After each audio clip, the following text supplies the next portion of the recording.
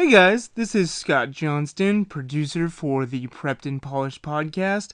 I just wanted to take a few minutes and wish all of you a healthy and happy new year, and thank you for listening to the Prepped and Polished podcast last year. Also, wanted to let you guys know that you can vote for Prepped and Polished as part of a contest with Boston Magazine. They're looking for the best of Boston. All of the information is in the show notes, so if you would be willing to support Prepped and Polished in that contest, we would really appreciate it. Thanks so much. Now, on with the show.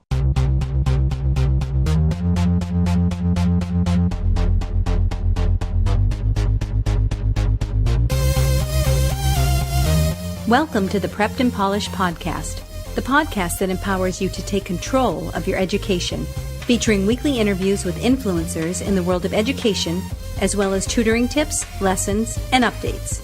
And now, here's your host, Alexis Avila. And welcome back to the Prepped and Polished podcast. This is episode 154. This is Alexis Avila, your host. Be sure to join our community. You can find us on SoundCloud, Facebook, Twitter, Google+, Instagram, YouTube. Just type Prepped and Polished. Also check out our site, preppedandpolished.com, for more info. And you can contact us at 781-753-9951. Have a question or reaction during or after the podcast, submit your question to radio@preppedandpolished.com. Let's get to today's guest. Today on episode 154, I'm speaking to college consultant and founder of Top Choice College Consulting, Eric Stutman. Eric uses his research and project management skills to help his Top Choice College Consulting clients find the best fit and stay on schedule. Eric earned his bachelor's in science degree from the University of Virginia School of Engineering and a master's degree from Boston University's College of Engineering. On today's episode, Eric talks about the goals students should make so that everyone involved in the college admissions process will have a great experience during and after the college search. Now let's get right to today's guest. This is episode number 154 with Eric Stutman. Eric, thanks for coming on the Prepped and Polished podcast. How are you today? Good. Thanks for inviting me, Alexis. You're welcome. So tell us a little bit about your background, please, and how you eventually became a well-known college admissions consultant. Sure.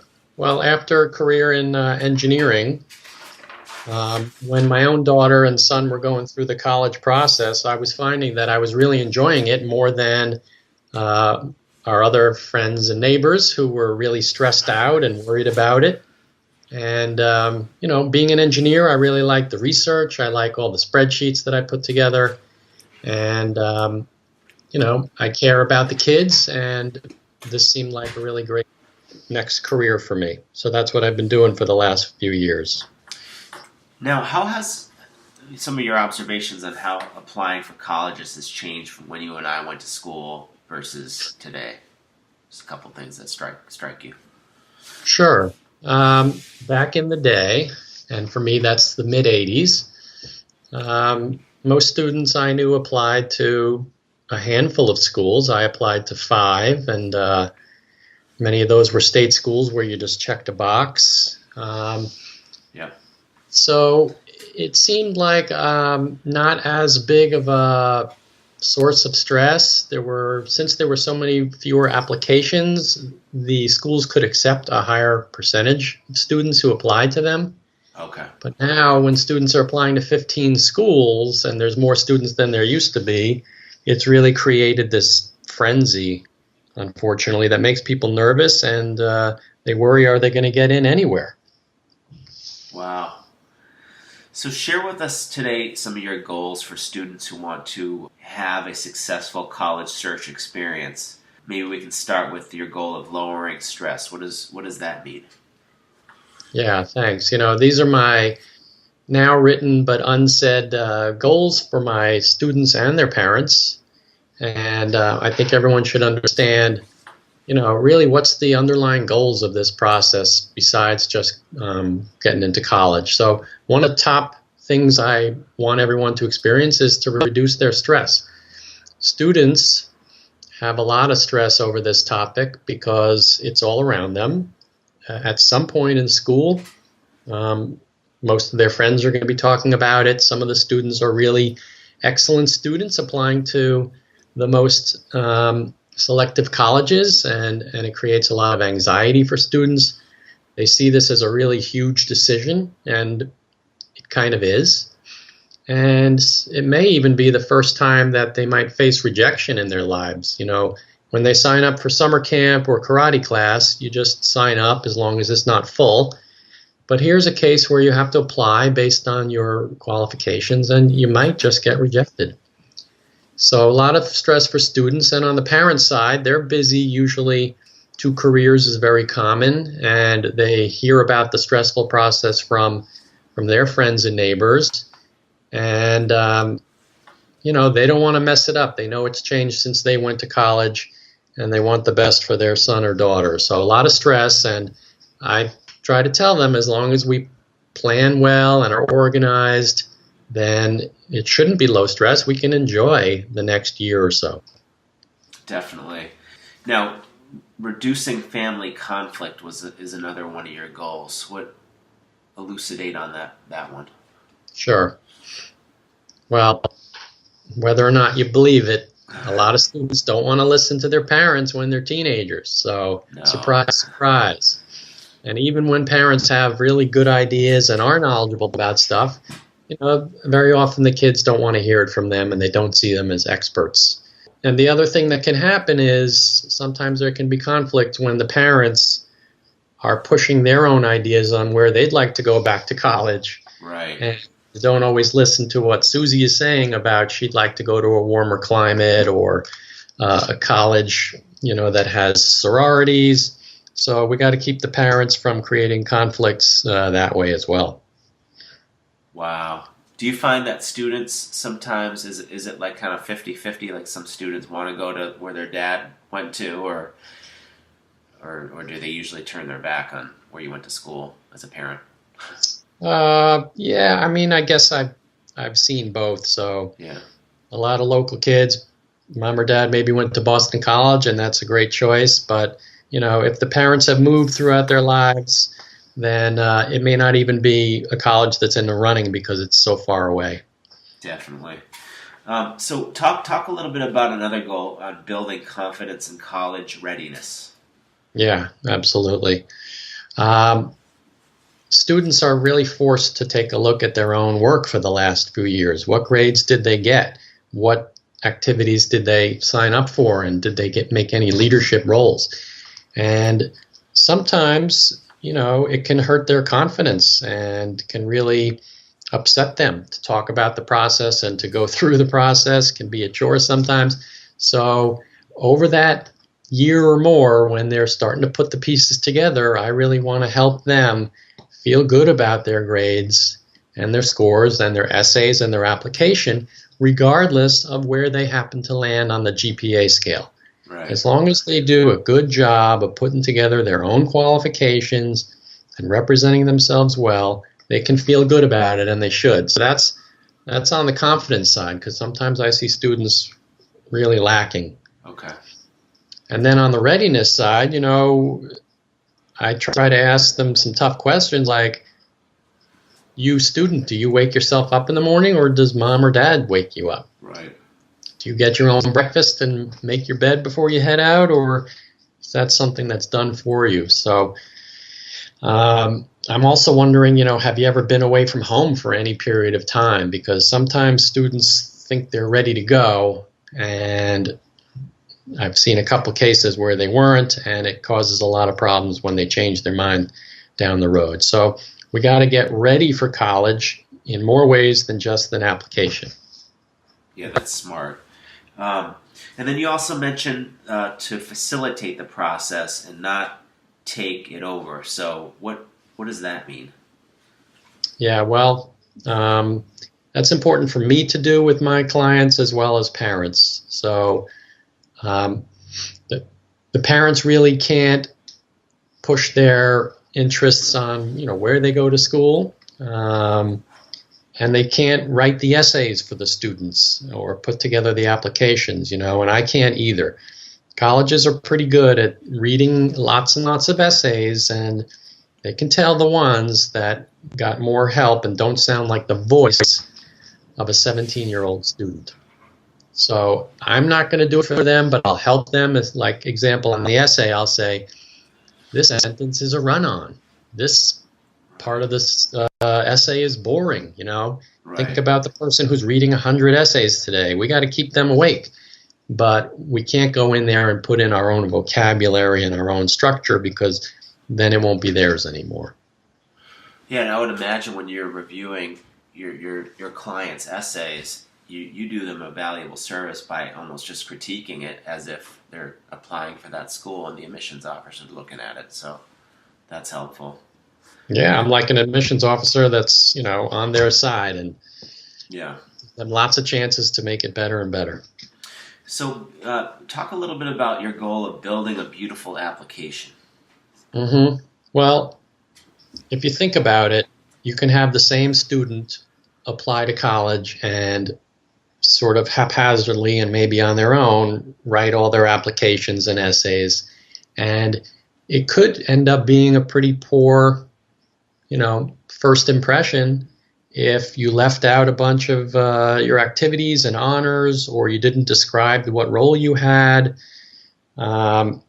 So the same student with the same background and the same activities can put together a really quality, clean, well-written application, or kind of a messy one. And it's really important, of course, in the competitive atmosphere with students applying to so many schools, that, you know, my clients are putting together really flawless applications. So that's one of the goals. We got to make you, regardless of who you are, put you in the best light possible. Yeah, that makes a lot of sense, because some of these students, I would imagine, just rush through it and then just hit the submit button, and that could be detrimental. So yeah. And then you talk a little bit about the importance of finding a great fit as a goal. Mm-hmm. So what is that? Yeah, I mean, this may be, you know, besides stress, I like this one probably the best. And when I'm talking about a great fit for a student, I'm thinking on 3 different areas. The first is the academic fit. So, you know, if a student has a very high grade point average and scores, they probably want to hang around other students that do, you know, for intellectual stimulation. Right. And so we got to find a school where you feel comfortable with other students that are like-minded. But then in terms of, you know, do I go to a big school or a small school? I help them understand, well, do you learn better in little discussions, or would you rather a lecture? So, you know, we use all the tools to find an academic fit for our student. We're not always only reaching for the stars. We got to feel at home, because you want to be happy there for 4 years. Okay, so in addition to that academic fit, I'm also thinking about 2 others. One is the social fit. So schools, you know, they all have their own cultures and reputations. Some of them have a more competitive nature. Some of them are known for their school spirit.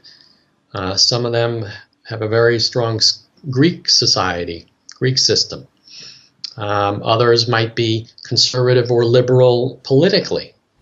And then, you know, diversity comes into play, and finally religious. You know, there's a lot of schools, for example, that are Catholic that are great schools. So there's also a social fit that, you know, I'm helping students and families look for and find as we're making the college list. And what's a good way for students to figure out or find out the social climate of a school? I would imagine consulting with you, of course. Are there other ways? That is one good way, because you know, I've been to a lot of these schools and I've heard a lot of people talk about them, and that gives them. But you know, there's a very few online resources like or books like the Fiske guide. And I think what people like about the Fiske guide is that it tries to be fairly honest and describe, you know, maybe the political bent of a school, or how athletic the student body is. So that's one resource that anyone can grab that can at least help a little bit on the social side. That's awesome. And then you also mentioned that it's important to find a great fit financially as well. I mean, now are all colleges expensive, or is there some variation? Yeah, well, there's a lot of variation, and that financial piece is really important. Yeah. I want to educate my families on the difference between need-based aid and merit-based aid, and that is, if you can't afford to go to Harvard, but you can get in because of your credentials, Harvard has a big endowment, and they'll happily pay all of the rest of that money. But if you can't afford to go to Harvard, they want you to pay the full price. On the other hand, if you go to a different type of school where maybe this kid could get into Harvard, but this school, the average GPA is a little bit lower than maybe theirs, well, that school really wants that student to come. They want to have a lot more students like them to raise their rankings, to raise their reputation, and they're willing to give them merit money, which is, again, sort of a discount off of the price of college, having nothing to do with your finances.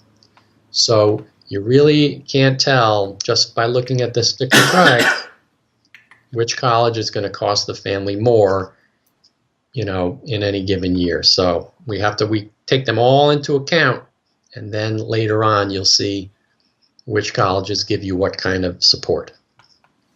That's awesome. So tell us a little bit about what types of services does Top Choice College Consulting provide, your firm? Yeah, thanks. I'm helping students and families really understand the process of applying to college, and I'm interviewing them to get to know them better, putting together a college list that we're all working on, and it gets refined over time after they visit colleges and give me feedback. And then I'm helping them, pick classes in high school that are going to make the strongest application down the road. I'm giving them some guidance on their activities that they've chosen to date and whether or not there's continuity there and some leadership. And then when it gets close to application time, I'm reviewing essays, as we talked about, and helping them put together these flawless applications based on themselves, and really just trying to give them the best chance to have the most choices of good fit colleges when it's acceptance time. And do you work with students? I know you're based in Boston, in the Boston area. Do you meet with students all over the U.S.? Yeah, I'm happy to. A lot of it can be done over Skype or phone calls like this. So, and of course, the research is done on my own. So it's really worked out well when I've had students that I haven't met in person as well. That's awesome. And what's the best way to get in touch with you? Well, my website, topchoicecollegeconsulting.com, has, a little bit about me and the services I offer and contact information. So I'd love people to go there, and feel free to give me a call, and I'm happy to, talk about my services in more detail. Any advice for teens listening today who are getting ready to cross that bridge from teenagers to young adulthood? Yeah, for the teens, I would say, you need to try to get ready for college in an organized, on-time way. So I know it's scary to some of them, but it really hurts you if you put it off until very late in the process and avoid it. So try to do, just like doing your homework, it's really important if you do it early and with good quality, and then you'll have a great outcome. Awesome. Eric, thanks for coming on the Prepped and Polished podcast. Hope to have you back on the show and appreciate your time. Thanks. I'd love to come back someday. And this wraps up our show today. This was episode 154 with Eric Stutman of Top Choice College Consulting. Episode 155 is coming soon. That's our next tutoring tips episode. For another related conversation, check out episode 82 with Joan Casey on how to thrive in college. To access today's episode 154 and all of our podcast episodes, head over to preppedandpolished.com/podcast or soundcloud.com/prepped and polished. Thank you for joining us on the Prepped and Polished podcast. Now go out there and take control of your education. You've been listening to the Prepped and Polished podcast. For more information, check out preppedandpolished.com. Also, you can follow us on Facebook and Twitter. Thanks for listening. Class dismissed.